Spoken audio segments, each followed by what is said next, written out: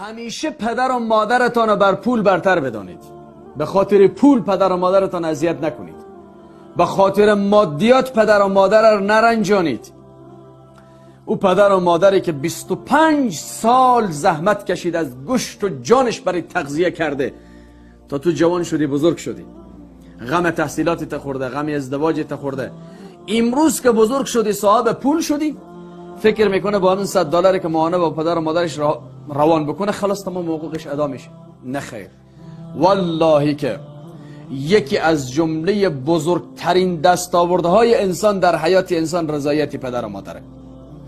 هر انسانی که رضایت پدر و مادر توانست در زندگی جلب بکنه، یعنی پدر و مادر در حال از دنیا برن که از تو راضی باشن، تو انسان موفق هستی، بزرگترین دستاوردی داری در حیاتی.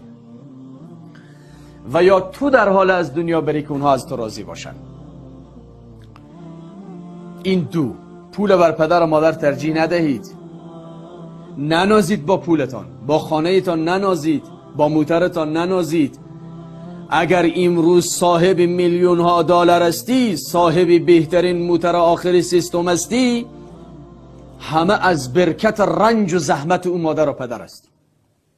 و تو کسی نیستی جز پرورش یافته دامن اون مادر، اون پدر. یعنی به این معنا پول بر پدر و مادر ترجیح ندهید که یکی هر چی مصرف و نیاز دارن برایشان مصرف بکنید، دستتان نگیرید. قرآن میگه بهترین انفاق است که برای پدر و مادر باشه. یسألونک ماذا ینفقون قل ما انفقتم من خیر فللوالدین. پیامبر است تو در مورد بهترین نفقه سوال میکنن، بهترین مصرف بگو برای پدر و مادر است. همیشه کمک این نیست که فقط با مردم سر کوچه توزیع بکنید.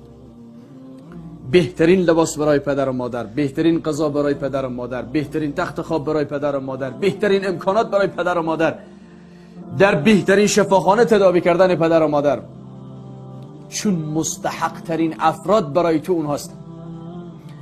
پس پولت با اونها ترجیح نده. یادت باشه این دو، به خاطر پول پدر و مادر تنها نگذار، سالها از ایشان خبر نباشه.